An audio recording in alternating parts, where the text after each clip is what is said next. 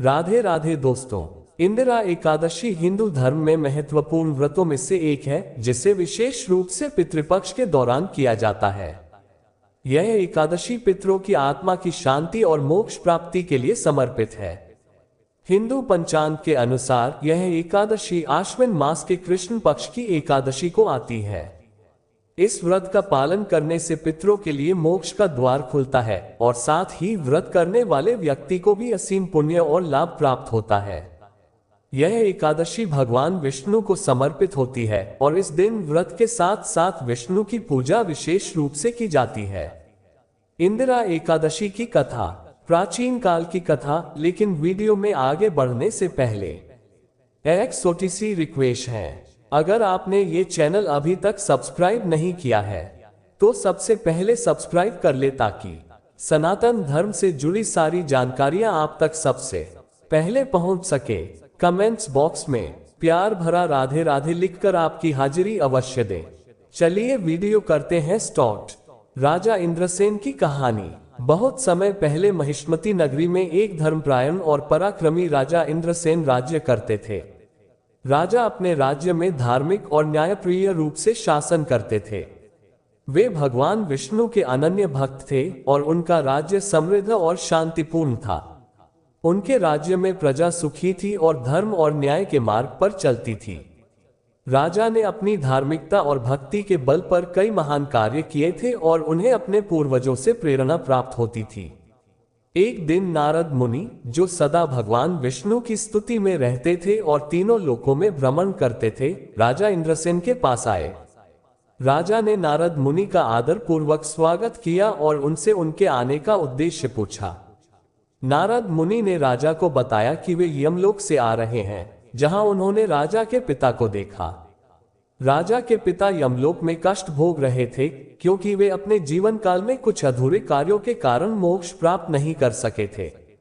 राजा इंद्रसेन ये सुनकर बहुत दुखी हुए और नारद मुनि से उपाय पूछा। नारद मुनि ने राजा को बताया कि पितरों की आत्मा की शांति के लिए उन्हें इंदिरा एकादशी का व्रत करना चाहिए। इस व्रत के प्रभाव से उनके पितरों को मोक्ष प्राप्त होगा और वे स्वर्गलोक में स्थान पाएंगे। राजा ने नारद मुनि की बातों को ध्यानपूर्वक सुना और इंदिरा एकादशी का व्रत करने का निश्चय किया। नारद मुनि ने राजा को व्रत की विधि बताई और कहा कि इस व्रत के दौरान उन्हें उपवास करना चाहिए, भगवान विष्णु की पूजा करनी चाहिए और पितरों के लिए तर्पण करना चाहिए।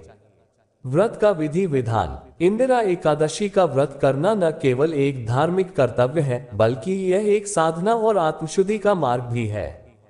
इस व्रत को विधिपूर्वक करने के लिए निम्नलिखित विधियां अपनाई जाती हैं। स्नान और संकल्प। व्रत के दिन प्रातःकाल जल्दी उठकर गंगाजल या किसी पवित्र नदी के जल से स्नान करें। इसके बाद पवित्रता और शुद्ध हृदय से व्रत का संकल्प लें। संकल्प लेते समय भगवान विष्णु का ध्यान करें और पितरों की शांति के लिए व्रत का संकल्प लें। भगवान विष्णु की पूजा। भगवान विष्णु की प्रतिमा या तस्वीर के सामने दीप जलाएं और शुद्ध मन से उनकी पूजा करें। विष्णु सहस्रनाम का पाठ करें और ओम नमो भगवते वासुदेवाय मंत्र का जाप करें। इसके साथ ही तुलसी के पत्ते भगवान को अर्पित करें, क्योंकि तुलसी विष्णु जी को अति प्रिय है। तर्पण और पितृ पूजन। इस दिन विशेष रूप से पितरों के लिए तर्पण किया जाता है। तर्पण का उद्देश्य पितरों को जल, अन्न और अन्य आवश्यक वस्तुएं अर्पित करना होता है, ताकि वे संतुष्ट होकर मोक्ष प्राप्त कर सकें। उपवास। व्रती को इंदिरा एकादशी के दिन निर्जल या फलाहार व्रत करना चाहिए। यह व्रत अत्यंत कठोर होता है और इस दिन भोजन नहीं किया जाता। यदि शारीरिक रूप से कठिनाई हो तो फलाहार किया जा सकता है, लेकिन अन्न और तामसिक भोजन से पूरी तरह बचना चाहिए। रात्रि जागरण। इंदिरा एकादशी के दिन रात्रि जागरण का विशेष महत्व है। व्रत करने वाले व्यक्ति को पूरी रात जागकर भगवान विष्णु की आराधना करनी चाहिए। विष्णु के भजन, कीर्तन और उनके नाम का जाप करते हुए रात्रि का समय व्यतीत करना चाहिए। कथा का आध्यात्मिक महत्व। इंदिरा एकादशी की कथा न केवल धार्मिक और आध्यात्मिक दृष्टिकोण से महत्वपूर्ण है, बल्कि यह मानव जीवन के मूल्य और पितरों के प्रति कर्तव्यों को भी दर्शाती है। इस व्रत का प्रमुख उद्देश्य पितरों की आत्मा की शांति है। हिंदू धर्म में यह मान्यता है कि पितृपक्ष के दौरान पितर पृथ्वी पर आते हैं और अपने वंशजों से तर्पण की अपेक्षा करते हैं। यदि वंशज अपने पितरों की आत्मा के लिए श्राद्ध और तर्पण नहीं करते तो उनकी आत्मा को शांति नहीं मिलती और वे मोक्ष प्राप्त नहीं कर पाते। इंदिरा एकादशी का व्रत इस दिशा में एक महत्वपूर्ण साधन है। यह व्रत न केवल पितरों के लिए फायदेमंद है बल्कि व्रती को भी जीवन में सुख, शांति और समृद्धि प्रदान करता है। इस व्रत से व्यक्ति के पापों का नाश होता है और उसे भगवान विष्णु की कृपा प्राप्त होती है। व्रत के सांस्कृतिक और क्षेत्रीय महत्व। इंदिरा एकादशी का व्रत पूरे भारत में मनाया जाता है, लेकिन इसे मनाने के तरीके विभिन्न क्षेत्रों में भिन्न हो सकते हैं।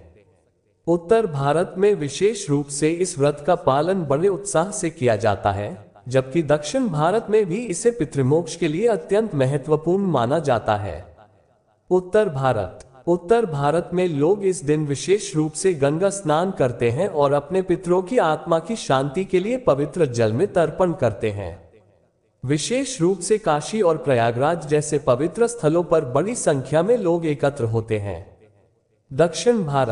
दक्षिण भारत में इस व्रत को इंदिरा हरिबोधिनी एकादशी के रूप में जाना जाता है। यहाँ लोग इस दिन विशेष रूप से विष्णु के विभिन्न रूपों की पूजा करते हैं और भगवान वेंकटेश्वर का आशीर्वाद प्राप्त करने के लिए उपवास रखते हैं। पूर्वी और पश्चिमी भारत में भी यह व्रत बहुत ही धार्मिकता से मनाया जाता है। बंगाल में इसे पितृ उद्धार का पर्व माना जाता है और इस दिन घरों में भगवान विष्णु के भजन गाए जाते हैं। वहीं गुजरात और राजस्थान में इसे व्रत और उपवास के साथ एक सामाजिक उत्सव के रूप में भी मनाया जाता है। इंदिरा एकादशी और आधुनिक संदर्भ। आज के समय में भी इंदिरा एकादशी का महत्व कम नहीं हुआ है। हालांकि जीवन की गति तेज हो गई है और धार्मिक गतिविधियों के लिए समय निकालना कठिन हो सकता है, फिर भी श्रद्धालु इस व्रत का पालन पूरी निष्ठा और समर्पण के साथ करते हैं। इंदिरा एकादशी पितरों के प्रति श्रद्धा और सम्मान का प्रतीक है। यह व्रत हमारे पूर्वजों के प्रति हमारे दायित्वों को पूरा करने का एक तरीका है। संदर्भ और साहित्यिक प्रमाण। इंदिरा एकादशी की कथा और इसके महत्व को लेकर कई धर्मशास्त्रों और पुराणों में उल्लेख मिलता है। पद्म पुराण, विष्णु पुराण और गरुड़ पुराण में इंदिरा एकादशी का विस्तृत वर्णन है। इन ग्रंथों में व्रत की विधियों और इसके लाभों का विस्तार से वर्णन किया। गरुड़ पुराण कथा रामायण, गीता और महाभारत की ऐसी कई रोचक कहानियां हैं जो हम आपको बताते रहेंगे। हमसे जुड़े रहने के लिए हमारे चैनल को सब्सक्राइब कीजिए। आपका बहुत बहुत धन्यवाद।